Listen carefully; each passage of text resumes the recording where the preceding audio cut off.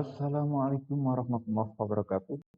Saudara sekalian, selamat bertemu kembali dengan Bintek Palira dalam program Ngaji Desa Palira. Pada seri yang ke-31 ini kita akan mengupas masalah bagaimana tata cara alur pengisian daripada PBD yang saya menyebutnya dengan peta jalan pengisian PBD. Namun sebelumnya saudara sekalian, saya ingatkan, saya tidak bosan-bosan mengingatkan agar tidak ketinggalan update video-video dari Bintek Palira channel, maka jangan lupa nyalakan tanda lonceng dan semua. Rajin pula untuk membagikan video-video dari channel Palira ini ke koleganya. Juga pada program ini kebetulan Bintek Palira bekerja sama dengan perusahaan obat herbal madu bawang dari Aba Mustafa. Di mana madu bawang ini sangat berguna sekali untuk penyakit-penyakit dalam, baik pencegahan, obatan, pemulihan terhadap kesehatan kita atas gangguan penyakit dalam. Silakan jika ingin mengkonsumsi, hubungi kontak person nomor yang ada di atas.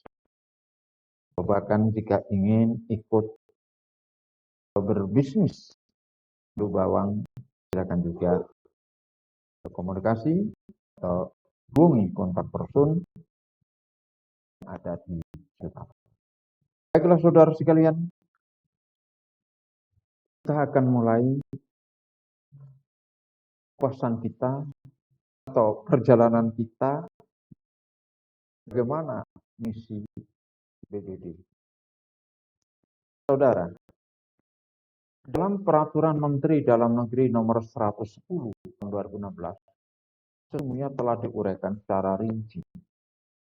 Ada sedikit kekurangan juga sudah diamanatkan oleh Permendagri yang ada di pasal 73, yaitu dengan adanya harus diterbitkan perda. Ini maksudnya adalah bahwa misian BPD tidak bisa hanya mengandalkan atau menggantungkan Peraturan Menteri Dalam Negeri Nomor 110. Tapi harus ada perda terlebih dahulu. Jangan lupa ini adalah pegawainya kabupaten. Ini adalah tugas atau tanggung jawab bupati. Jadi tidak ada tentang BPD ini nanti harus diatur di Perdes. Nah, ini sesungguhnya adalah menjadi kewenangan dari bupati. Harus ada perda dulu. Tidak boleh perdanya belum ada kemudian muncullah perlu. Harus ada perda. Apa ini saya ulang-ulang karena sampai hari ini masih banyak daerah-daerah yang belum ada perda tentang BPD.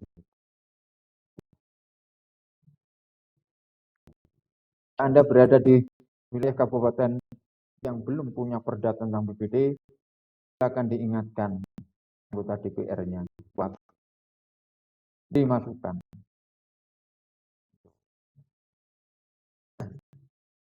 Nah, sesungguhnya kalau itu belum buat diterbitkan, maka sangat mungkin yang terjadi keberadaan BPD adalah konstitusional. Saya ambil contoh misalnya jumlah menentukan 5 atau sampai 9 itu ada di perda. Sebenarnya tidak ada. Kok bisa ini desa ini 5 anggota BPD-nya, ini kok bisa 9, ini kok 7. Dasarnya dari mana? Kita tidak punya. Menentukan setiap desa ini nanti berapa jumlah PBB-nya dengan itu indikatornya bagaimana itu ada di Perda. Nah, itu baru jalan. Pemilihan atau pengisian daripada keanggotaan BPD ini setelah Perda sudah ada, dipilih berdasarkan keterwakilan wilayah dan keterwakilan perempuan. Ini menarik nanti untuk saya sampaikan satu persatu. Biar tidak menjadi membingungkan atau bahkan debatable sampai hari ini. Semoga penjelasannya nanti akan bisa memberikan pencerahan yang cukup.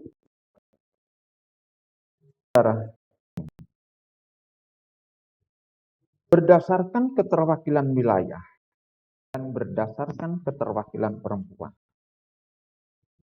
Membaca pasal ini harus diintegralkan dengan pasal-pasal yang ada di bawah terkait yang masih nyambung dengan pasal ini. Keterwakilan wilayah ini maksudnya adalah bahwa anggota yang dipilih itu unsur masyarakat dari wilayah setempat. Dari wilayah setempat itu maksudnya berarti apa? Dibuktikan dengan identitas diri atau ID card yaitu KTP. Artinya warga di wilayah lain atau itu tidak bisa mendaftarkan atau didaftarkan di wilayah tersebut. Nah, wilayah yang dimaksud ini apa? Berdasarkan wilayahnya bisa dusun, RT, RW, atau dengan sebutan lain. Itu jelaskan. Jadi kalau ada berdasarkan dusun, sebuah desa ada 4 dusun, oh dusun ini, maka yang dipilih dan yang mengikuti penyaringan adalah ya warga masyarakat atau unsur masyarakat dari dusun tersebut yang sudah memiliki hak pilih. Yang memiliki hak pilih tapi yang sudah berusia 20 tahun.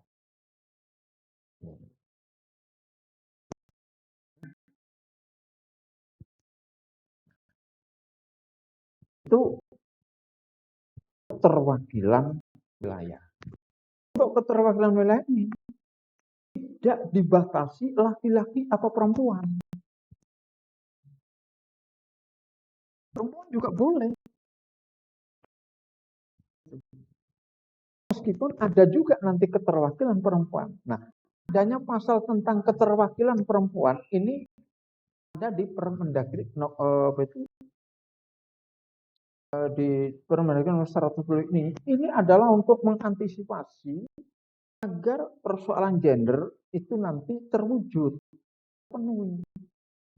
Jangan-jangan nanti kalau ini tidak dikasih penegasan atau dideskripsikan atau difrasering sendiri, itu nanti di desa itu tidak ada satupun wakil dari perempuan. Maka diberi penegasan itu.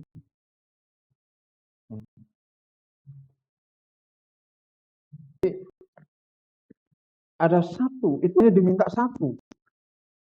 Ya. Artinya apa? Minimal satu. Karena apa?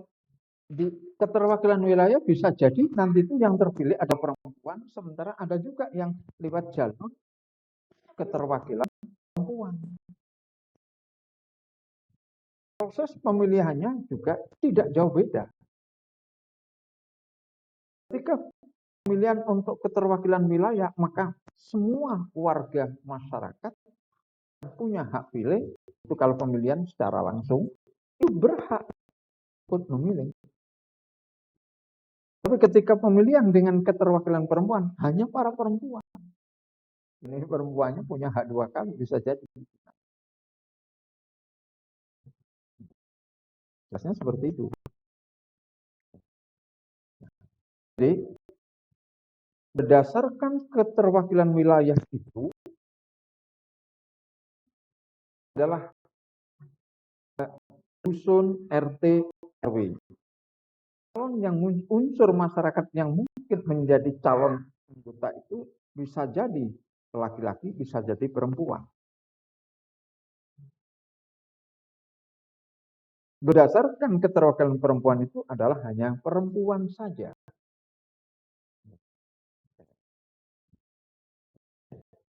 Lalu jumlah BPD ini 5 minimal maksimal 9. Dari mana ini ketentuannya? Diatur dalam perda dengan memperhatikan faktor secara proporsional dan jumlah penduduk di wilayah desa itu. Di wilayah desa itu. Sebenarnya ini sangat sederhana, cukup apa? Desa A misalnya 7, desa B, sedangkan nanti itu pembagian wilayah atau daerah wilayah pemilihannya itu biar nanti ditentukan oleh desa tersebut. Dan mereka lah yang paling tahu untuk membagi kewilayahannya ketika dibutuhkan hanya 5 wakil atau 7 atau 9. Proses pemilihannya secara langsung atau disebut dengan pilihan langsung atau musyawarah perwakilan. Saudara sekalian, pemilihan langsung jelas, saya kira mudah untuk dipahami. Yang sering sampai hari ini masih terjadi debatable adalah musyawarah perwakilan. Harus dicermati, pasal ini tidak berdiri sendiri musyawarah perwakilan ini. Tapi ada pasal lain yang bisa menjadi tegalnya bahwa musyawarah perwakilan itu bukan tokoh-tokoh, tapi unsur masyarakat. Unsur masyarakat. Tidak karena tokoh masyarakat perwakilan itu tidak demikian. Nah, dari sini dapat saya coba untuk menyampaikan sebuah pemahaman yang lebih simpel. Musyawarah perwakilan ini dapat diartikan bahwasanya apa? Karena di dusun, RT, RW, kemudian berikutnya adalah rumah. Rumah.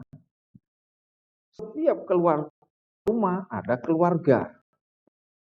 Dalam satu rumah, kepala rumah atau orang Jawa kepala soma, KS atau KR. Dalam KR ini bisa jadi ada lebih dari satu. Nah, keterwakilan ini atau dengan musyawarah perwakilan ini cobalah menuju ke sana. Sehingga hierarkinya masih urut. Keterwakilan wilayahnya itu dusun, RT, RW, keterwakilan atau musyawarah perwakilannya adalah menuju pada kepala rumah atau kepala warga. Misalnya kalau kepala rumah yang memilih cukup diwakili satu rumah, satu pemilih. Suara perwakilan. Atau satu keluarga, satu pemilih. Nah, ideal itu saran saya itu hitung rumah. Ya, kira sekarang kalau dulu itu orang buat KK itu plus. Sekarang ini lihat karena apa? Wah ini nanti biar dapat BL bantuan sendiri begitu. Maka putuskan saja aturan ini tentang musyawarah perwakilan itu adalah rumah, setiap rumah. Kenapa kok enggak tokoh? Tidak? Nah, musyawarah perwakilan ini di unsur masyarakat Lalu yang kedua adalah bahwa pemilihan anggota BPD itu adalah hasilnya adalah tetap berdasarkan suara terbanyak. Tidak ada mufakat. Kalau musyawarah antar tokoh-tokoh biasanya yang muncul adalah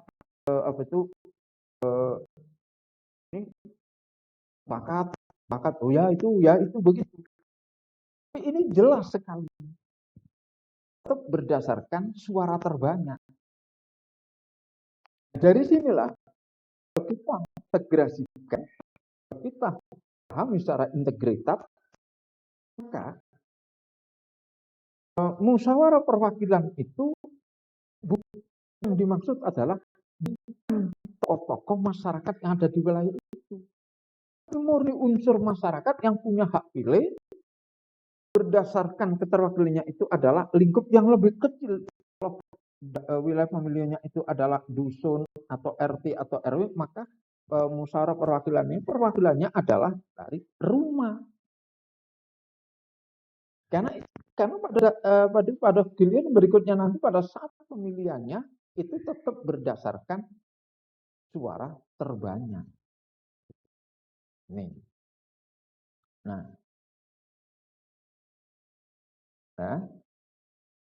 sekarang siapa yang melakukan itu pemilihan ini? Pemilihan ini dilakukan oleh panitia pengisian. Sebutannya begitu, panitia pengisian BPD, di mana panitia pengisian BPD ini yang inti adalah maksimal 3 orang dari unsur perangkat desa. Sedangkan tambahan arahnya adalah tetap ganjil dan maksimal menjadi 11 orang. Perangkat desa maksimal 3 orang. Kemudian dari unsur masyarakat wilayah pemilihan tersebut adalah maksimal 8 orang. Itu jadi 11.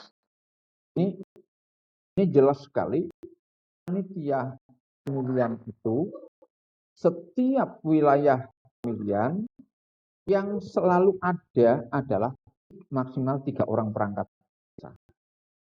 Sedangkan ada di tambahannya itu adalah orang-orang yang ada di wilayah itu berdasarkan pembentukan musyawarah desa. Ya, untuk wilayah pemilihan 1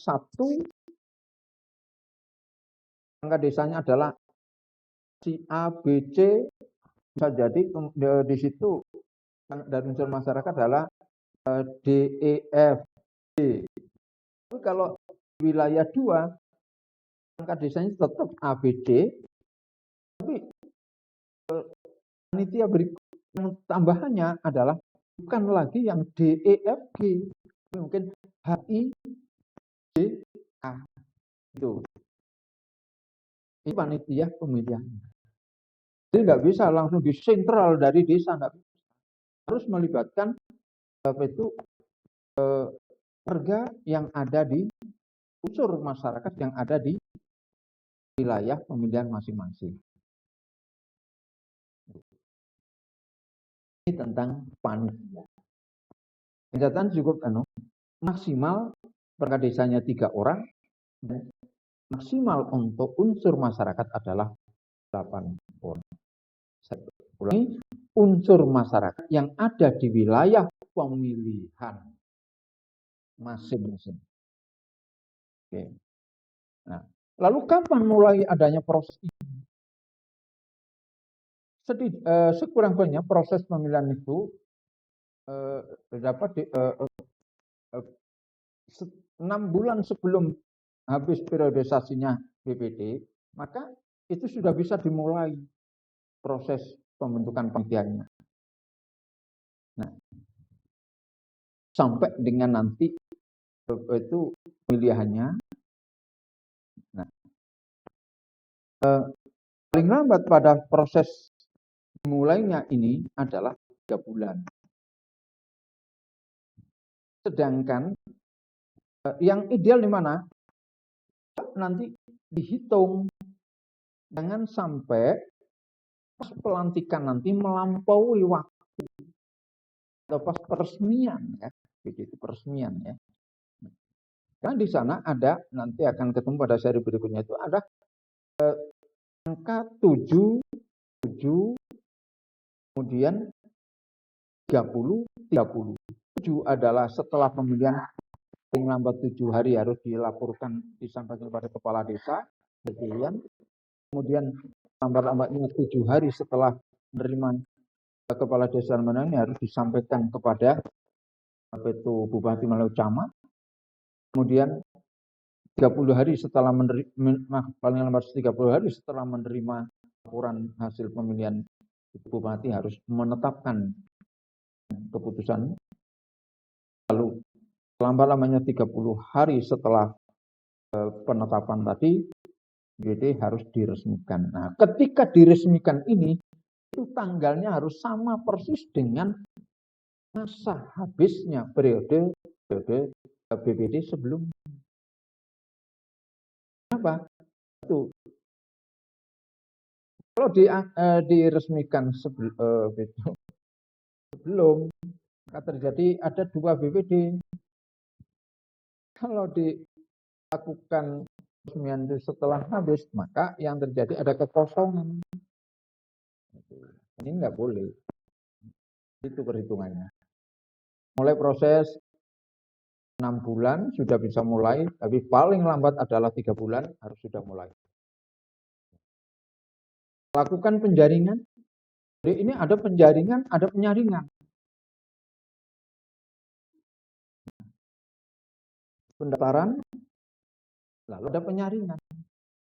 Cuma penyaringan di sini tidak berupa tes. Penyaringan ini ada pada apa? Verifikasi terhadap dokumen-dokumennya.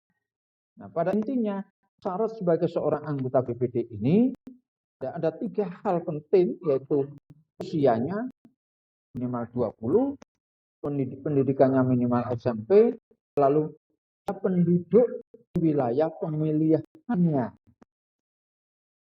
Dia penduduk wilayah pemilihan.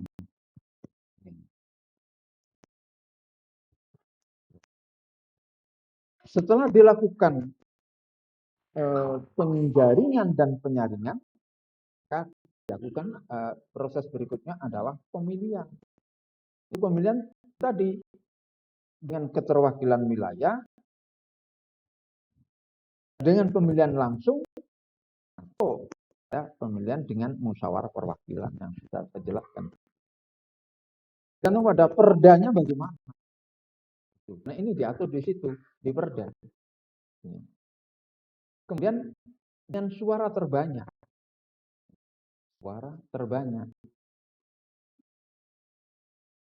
Jadi, baik pemilihan secara langsung maupun pemilihan dengan musyawarah perwakilan itu tetap dengan suara terbanyak. Berarti tidak ada musyawarah mufakat, yang ada voting. Voting. Kenapa voting ini? Karena di dalam keanggotaan BPD ini nanti itu di sana yang aturan berikutnya itu yang daftar menjadi anggota BPD itu sekurang-kurangnya adalah 2 kali kuota.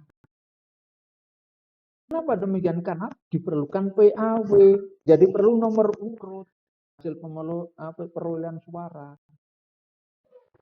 Itu.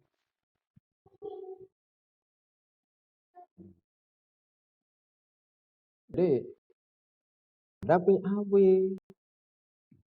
maka perlu ada ranking.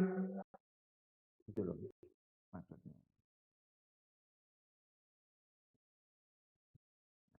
Itulah, saudara, yang dapat saya uraikan terkait dengan bagaimana peta jalan pengisian ini.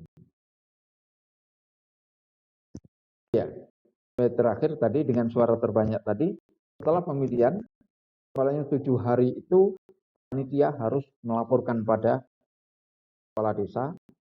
Nah, dari hasil laporan ini, selambat-lambatnya 7 hari oleh kepala desa setelah menerima laporan dari panitia, harus sudah disampaikan pada bupati melalui camat.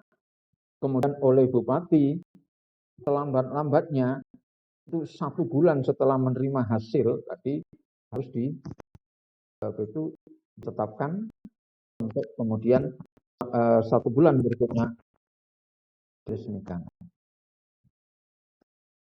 Terima kasih. Mohon maaf bersama Bawang Bistek Palira dalam program ngaji di Desa Palira. Sampaikan maaf dan salam sejahtera.